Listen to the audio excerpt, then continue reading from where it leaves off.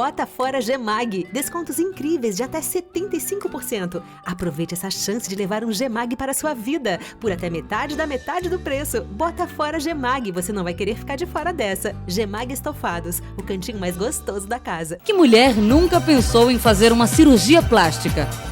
Que tal acompanhar uma série toda semana que mostra de perto para você o passo a passo e os detalhes de uma cirurgia plástica com os melhores especialistas? No programa Medicina Estética com o Dr. Leão, você vai tirar as suas dúvidas sobre esse fantástico tema que é a medicina estética. Não perca! Qual a melhor maneira de se estudar o Evangelho? Será que existe uma metodologia específica? A resposta para essas e outras perguntas você confere agora no programa Diálogo Espírita que está começando.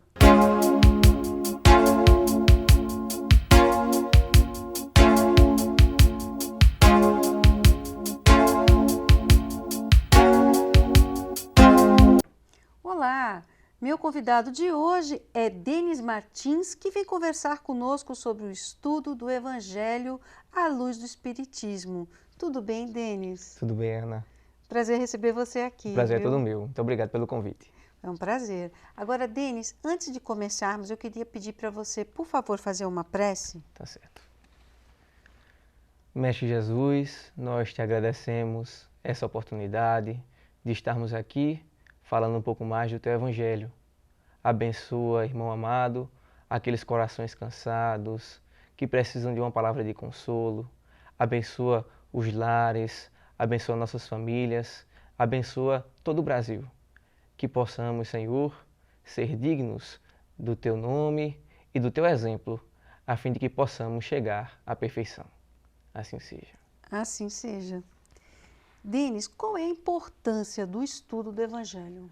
Bom, a gente acredita que o Evangelho de Jesus, ele é um compêndio das histórias e da vivência do Mestre enquanto encarnado. E ele traz toda o ensino moral de Jesus de uma forma peculiar, com um simbolismo característico da época e que traz um ensinamento que toca fundo no nosso coração. A importância de estudar o Evangelho ela é fundamental. Por quê? Porque ela vai trazendo o despertar de um sentimento que é puramente humano, que é característico daqueles corações que procuram uma esperança, um novo caminho a seguir e que vão pautar, assim, toda uma vida de bem e de harmonia para junto de Deus. Agora, Denis, e como é que o Espiritismo nos ajuda a compreender o Evangelho? O Espiritismo, como a gente acredita, nós da doutrina espírita acreditamos, ele é o consolador prometido por Jesus.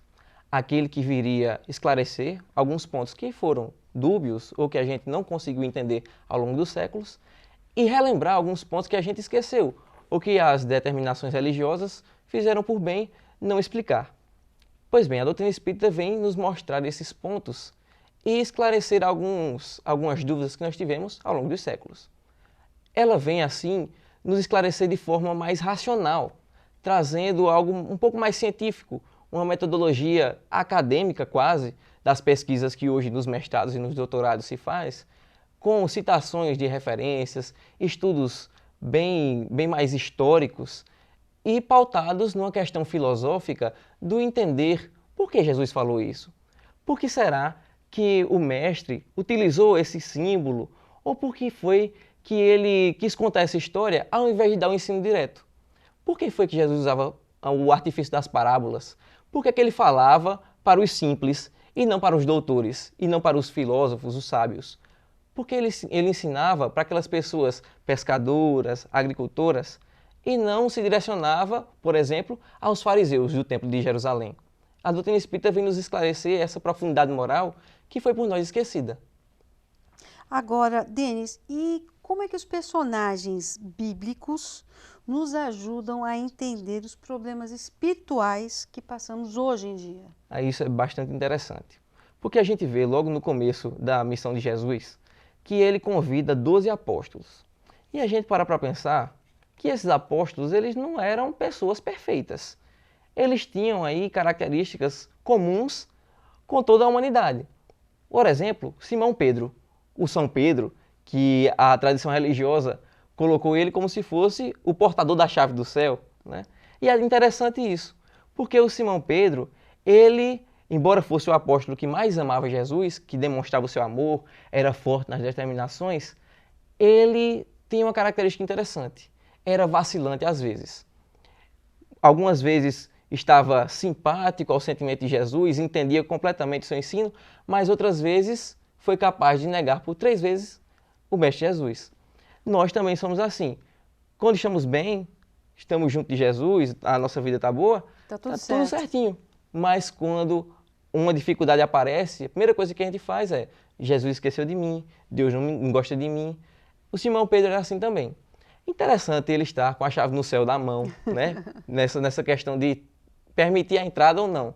Porque já parou para pensar, se a gente fosse para o céu e encontrasse o próprio Jesus na porta, eu não fiz metade do que Jesus fez, não mereço estar nesse lugar. Mas Simão Pedro, estando lá na porta do céu, o que é que eu poderia pensar? Simão, eu não fui um apóstolo tão bom como você. E ele chegaria para mim e diria assim: mas meu filho, eu neguei Jesus por 3 vezes, pode entrar. E, Denis, e você acha que quando as pessoas pensam que Deus esqueceu, isso tem alguma justificativa? É interessante, porque às vezes a gente acha que o sofrimento é como se Deus tivesse virado as costas para a gente. Mas a doutrina espírita nos ensina que é justamente o contrário.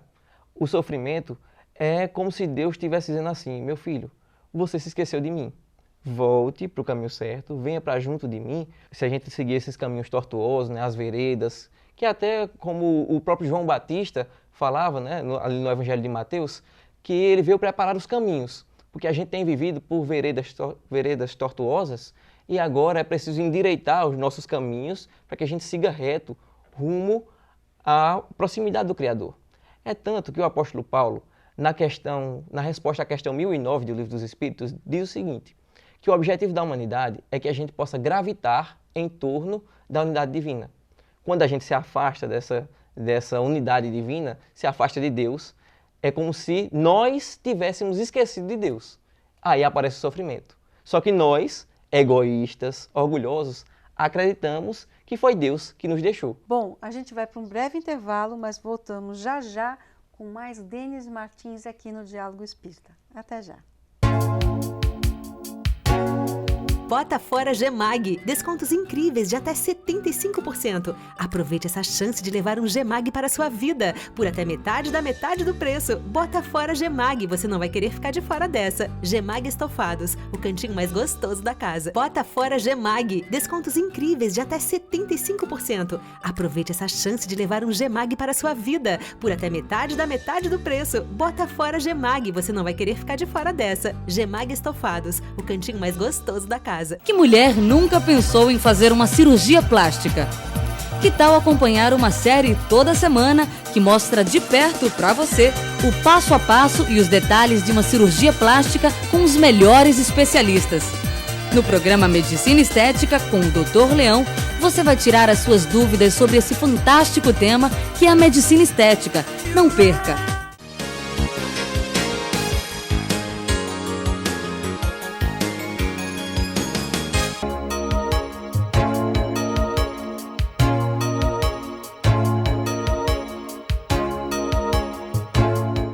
Voltamos agora com o nosso programa Diálogo Espírita, hoje recebendo o Denis Martins, que conversa conosco sobre o estudo do Evangelho à luz do Espiritismo. Mas antes de voltarmos à nossa entrevista, hoje nós vamos dar uma dica especial no lugar da dica de leitura. É sobre a Mostra Espírita 2013. Ela acontece de 20 a 22 de setembro no Teatro Guararapes, no Centro de Convenções de Pernambuco, em Olinda. E os ingressos já estão à venda na Livraria da Federação Espírita Pernambucana, que fica na Avenida João de Barros, número 1629, Espinheiro. Confira. Denis, voltando ao nosso assunto, o livro O Evangelho segundo o Espiritismo veio para substituir o Novo Testamento? É interessante isso, né? Muitas pessoas no movimento espírita acreditam que o Evangelho segundo o Espiritismo, proposto por Kardec, né, elaborado pelas mãos do orientador Allan Kardec, ele veio para substituir o Novo Testamento. Na verdade, a proposta de Allan Kardec com esse livro era fundamentar alguns pontos do Espiritismo que já estavam presentes no ensino de Jesus.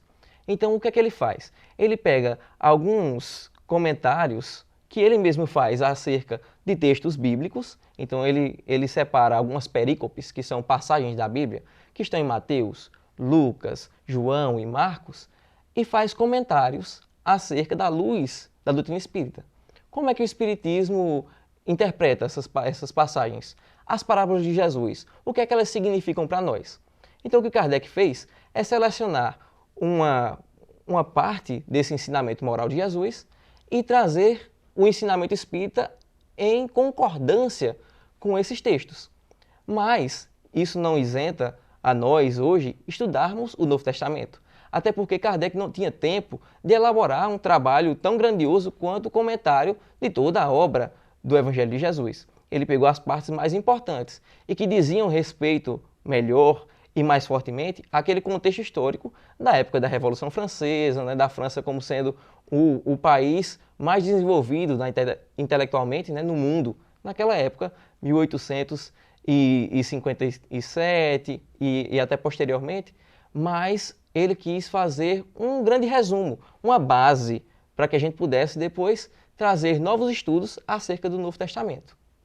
Agora, Denis, e qual é a visão da doutrina espírita acerca do Antigo Testamento? Isso é muito interessante, porque no movimento espírita hoje a gente ainda tem muitas pessoas que não estão afeiçoadas com o estudo da Bíblia no modo geral, e do Velho Testamento principalmente. Por que isso? Porque o Velho Testamento ele traz uma carga muito grande de simbolismos, de ideias que são bem distantes das nossas agora. A gente tem que entender que o Velho Testamento ele foi escrito há mais de 3.000 anos. Então era uma cultura totalmente diferente da nossa, um pensamento oriental e não ocidental.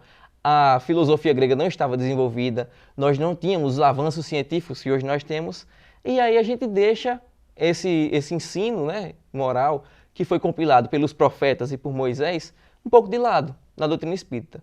Entretanto, o Espírito Emmanuel, no livro Consolador, nos diz o seguinte, que o Antigo Testamento ele é a fonte máter da revelação divina.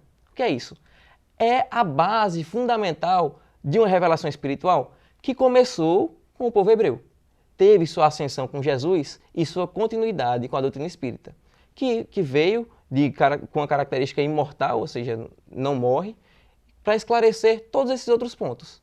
Não existe, portanto, doutrina espírita sem as outras duas revelações, porque a revelação ela é como se fosse uma árvore. A raiz é o Antigo Testamento, o caule é o Mestre Jesus e o seu Evangelho, e os ramos que darão frutos, a doutrina espírita.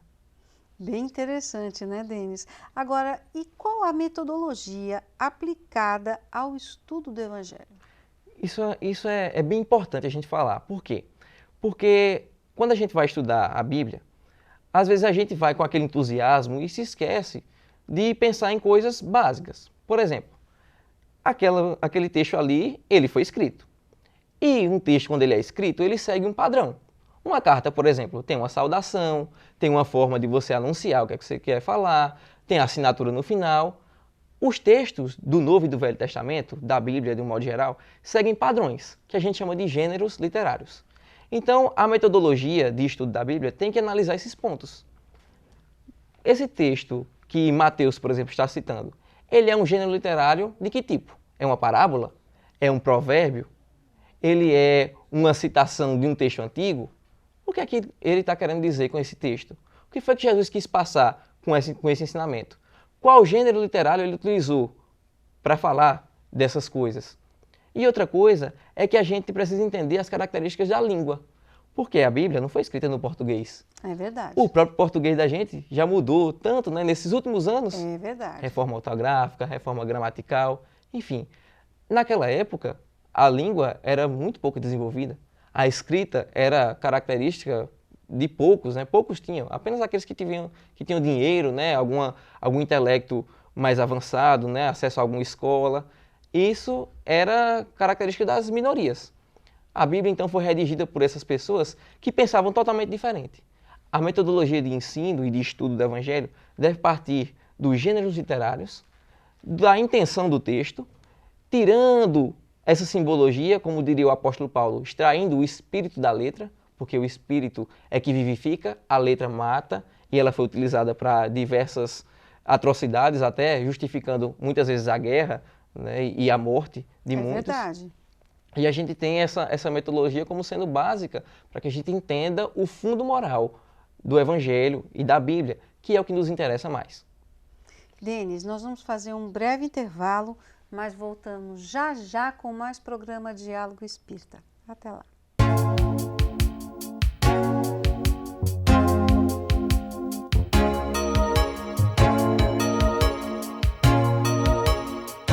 Bota fora Gemag, descontos incríveis de até 75%. Aproveite essa chance de levar um Gemag para a sua vida, por até metade da metade do preço. Bota fora Gemag, você não vai querer ficar de fora dessa. Gemag Estofados, o cantinho mais gostoso da casa. Bota fora Gemag, descontos incríveis de até 75%. Aproveite essa chance de levar um Gemag para a sua vida, por até metade da metade do preço. Bota fora Gemag, você não vai querer ficar de fora dessa. Gemag Estofados, o cantinho mais gostoso da casa. Que mulher nunca pensou em fazer uma cirurgia plástica?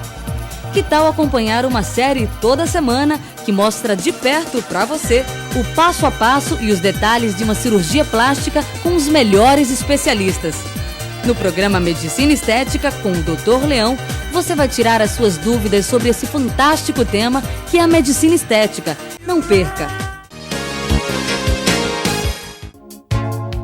Voltamos agora com o nosso programa Diálogo Espírita, hoje conversando com Denis Martins sobre o estudo do Evangelho à luz do Espiritismo. Denis, quais as obras que fundamentam o estudo do Evangelho à luz do Espiritismo? A primeira obra que a gente pode citar é o Evangelho segundo o Espiritismo, que é esse compêndio que Allan Kardec fez acerca do Novo Testamento para explicar as passagens de Jesus, as palavras do Cristo, à luz da doutrina espírita. Mas, entre outras obras, a gente pode citar também o livro Boa Nova, psicografado por Chico Xavier, de autoria do espírito Humberto de Campos. Esse livro é bastante especial, porque ele traz alguns ensinos de Jesus que não estão na Bíblia, mas que se ligam diretamente com algumas passagens e algumas parábolas que o mestre disse. Outro livro também bastante importante é, na verdade, uma série, a série Fonte Viva, ou a coleção Fonte Viva, psicografada por Emmanuel, né, pelas mãos benditas de Francisco Cândido Xavier. Outro livro também que é fundamental é o livro que Humberto de Campos também fez, Crônicas de Além Túmulo. Esse livro é interessante. Ele traz uma visão totalmente diferente do apóstolo Judas. Outro livro, Lázaro Redivivo, do próprio Humberto de Campos, agora com o nome de Irmão X, traz algumas lições incríveis de Jesus em contato com alguns senadores romanos. Coisas que a Bíblia não traz, mas que estão no folclore espiritual, presente nos ensinos da espiritualidade. O que é interessante nessa passagem é o seguinte, que Jesus, nesse texto, ele não está falando algo da boca dele. Ele está citando um texto que já era muito conhecido do povo hebreu. Que texto é esse? É o Salmo 22. O Salmo 23 a gente já conhece, né? O Senhor é meu pastor, nada me faltará. Pois se a gente voltar a um salmo, o Salmo 22, começa como? Deus, meu Deus, por que me abandonaste? Ou por que me desamparaste? O peculiar nessa passagem é que esse salmo, ele era o salmo do Messias, conhecido como o salmo da anunciação do Messias. Portanto, alguém, um mestre, que estava ali na cruz, padecendo por vários sofrimentos que ele não merecia, ao entoar essa passagem, é como se o povo estivesse reconhecendo que ele era o Messias, que haveria de salvar o povo de todos os seus pecados, como está lá no capítulo 1 de Mateus. Então foi interpretação? Foi uma interpretação. Foi como se Jesus estivesse dizendo assim, olhe, abram os olhos que esse que está morrendo aqui é o Messias que vocês estavam esperando, mas não entenderam. Nós interpretamos essa passagem errada, achando que Jesus maldisse a Deus, que Deus desamparou ele, mas na verdade Deus não desampara ninguém. Era Jesus na cruz, depois de ter sido açoitado, chicoteado, colocado uma coroa de espinhos, sofrendo ali, quase morto, dando uma lição moral na gente, na humanidade inteira. Olha, o Messias, ele veio para exemplificar, e não para ser um rei, um militar, como os hebreus acreditavam naquela época. Denis, como entender a passagem que mostra Jesus sendo tentado no deserto pelo espírito do mal? Essa passagem é interessante, porque mostra Jesus sendo compelido ao deserto, sendo levado ao deserto, para lá ser tentado por que se chamava de demônio ou diabo. Essa palavra ela trouxe uma conotação diferente nos nossos tempos. Na época de Jesus, demônio ou diabo significava todo aquele sentimento ruim que era contrário ao bem, à divulgação do bem ou da boa nova do Evangelho de Jesus. Então aquele diabo, na verdade, são todos os sentimentos negativos do mundo. Esse sentimento negativo, esse espírito do mal, como se diz nos textos, ele é bastante esperto, porque ele vai propor alguns desafios para Jesus, as tentações para Jesus, de modo que ele cita alguns textos que eram presentes na cultura do povo hebreu, textos do Velho Testamento. Nossa! O que é interessante é que é um espírito muito inteligente, né? A gente já sabe que essa passagem ela não aconteceu de verdade, porque se a gente parar para pensar, se Jesus estava no deserto sozinho, como é que alguém soube que ele passou por essa tentação? Logo, aquilo ali foi uma história que Mateus inventou, que ele escreveu para mostrar que nós somos suscetíveis a falhas e que Jesus, ele nos mostra como é que a gente vence essas provações. O que é interessante nisso é que essas tentações, elas representam o amor de Deus para conosco. E se a gente não seguir o exemplo de Jesus, é como se a gente falhasse em amar a Deus. Porque como é que o povo hebreu acreditava que se devia amar a Deus? É amar a Deus de toda a força, de todo o coração e de toda a tua alma. O espírito tentador, né, o diabo, o demônio, ele vai tentar Jesus para que Jesus renegue a Deus, para que ele se desvencilhe do caminho do bem. Mas, na verdade, Jesus contrapõe os argumentos com outros fatos que também aconteceram com o povo hebreu, com citações do próprio Moisés, mostrando que o ensino de Jesus é uma continuidade e um esclarecimento acerca das obras que Moisés havia deixado, que é a Torá, os 5 livros principais do Velho Testamento. Esse ensinamento ele é bem atual para nós porque mostra que nós, humanos, somos falíveis. Mas com Jesus, seguindo os passos do Mestre, nós podemos enfrentar a nossa própria maldade, o nosso egoísmo, o nosso orgulho, a nossa impaciência e a nossa falta de fé, fazendo com que a gente assim se torne pessoas, nos tornemos pessoas mais amorosas, mais ligadas às coisas espirituais, consigamos ter esperança no futuro e vencer as dificuldades que a vida nos oferece, aquelas pedras no caminho que a gente pode retirar se seguir o caminho de Jesus. Denis Martins, muito obrigada. Foi um prazer receber você aqui. Obrigado, Ana. O prazer é todo meu. E você já sabe, querendo entrar em contato conosco, envie um e-mail para dialogoespírita@gmail.com. Fica com Deus. Até sábado que vem. Muita paz.